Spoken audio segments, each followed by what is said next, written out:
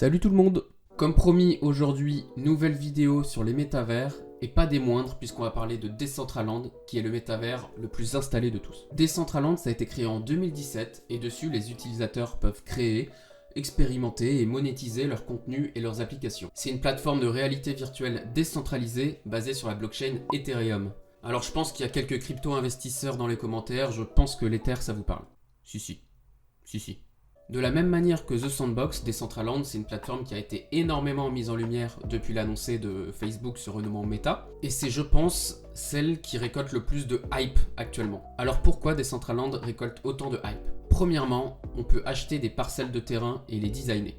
L'espace virtuel 3D au sein de Decentraland, ça s'appelle un land. On peut l'acheter grâce au token du jeu qui s'appelle le mana. Les terrains sont divisés en parcelles et on peut les retrouver grâce à des coordonnées cartésiennes. Chaque joueur a un contrôle total sur sa parcelle, sur les applications qu'il va y mettre en place, sur l'environnement. On peut tout construire soi-même. Ces terrains, ça peut être des scènes 3D statiques, des applications ou même des jeux plus interactifs. Tout est à la disposition du créateur. Fait extrêmement intéressant, Decentraland, comme son nom l'indique, c'est une plateforme qui se veut décentralisée et son système de gouvernance l'est aussi. Il y a un site internet qui s'appelle governance.decentraland.org où chaque individu va pouvoir aller poster une requête, une proposition qui sera votée par l'ensemble des utilisateurs du jeu. Si cette requête est adoptée par les utilisateurs du jeu, alors Decentraland va tout mettre en place pour exécuter cette requête. C'est tout à fait nouveau dans l'univers gaming et métavers que l'utilisateur soit au cœur de la création du jeu et de son évolution, qu'on lui donne autant de pouvoir. Un des gros avantages de Decentraland par rapport à ses concurrents, c'est qu'il se passe énormément de choses pour le jeu. Plein de conférences, de festivals, c'est pas une blague, il y a plein de choses qui s'y passent. C'est par exemple cette plateforme qui a accueilli récemment le Metaverse Festival, ou aussi des festivals de musique organisés par des crypto-monnaies. Bien sûr, sur la plateforme, on y retrouve des expositions de NFT également. On a même eu un DJ set de Paris Hilton. Je sais vraiment pas ce qu'il faut de plus pour vous convaincre.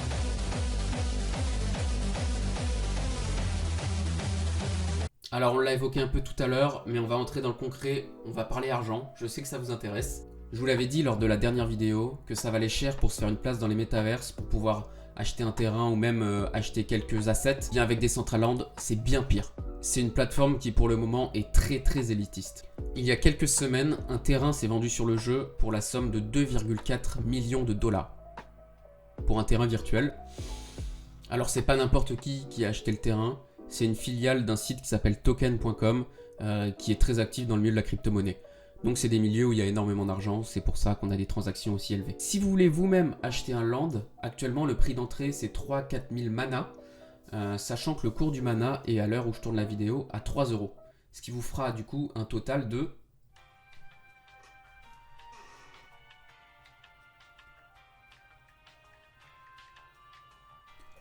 12 000 €. Encore une fois, vous allez me dire, bon Axel, c'est très cher, c'est pas très accessible, tout le monde n'a pas cet argent.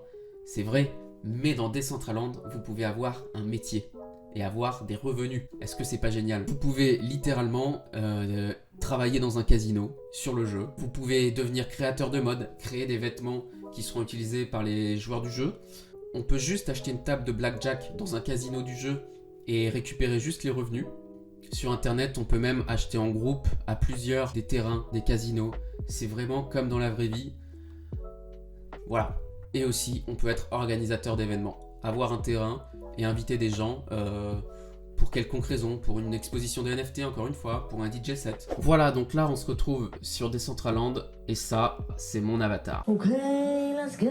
Donc là c'est l'espèce de menu principal où tout se passe. On peut directement consulter toute la map et aller là où on le désire. Chose intéressante, le jeu nous propose tous les événements qui vont avoir lieu sur la plateforme et on peut aller au lieu qu'on veut. Je vais vous montrer par exemple le casino. Voilà, on se retrouve dans le casino, donc bien sûr, qui dit casino dit Cybertruck de Tesla.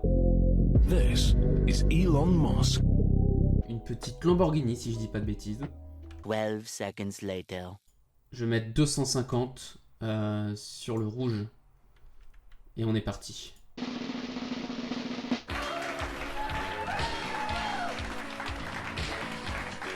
Je sais pas ce que j'ai gagné, mais je l'ai gagné. Et ça, c'est énorme. Bon, allez, un petit dernier, on arrête, parce que bon, je ne promets pas du tout les jeux d'argent sur cette chaîne. Hein. Mais je vais quand même en refaire une petite. Enfin bref, je voulais vous montrer quelques expériences sur le jeu, il y en a énormément d'autres. Je vous mettrai quelques images pendant la vidéo pour que vous vous y retrouviez un peu et que vous voyez quelles sont les autres possibilités.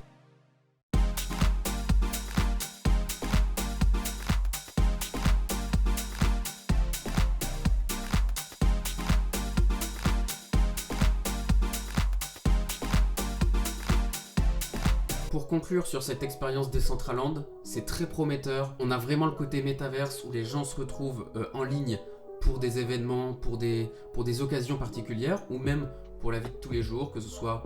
Bon, la vie de tous les jours, c'est pas aller au casino, mais que ce soit pour jouer, etc. Ce que je trouve dommage, encore une fois, les prix beaucoup trop chers. Si on n'a pas les moyens de s'acheter un terrain, le fun s'arrête vraiment très vite.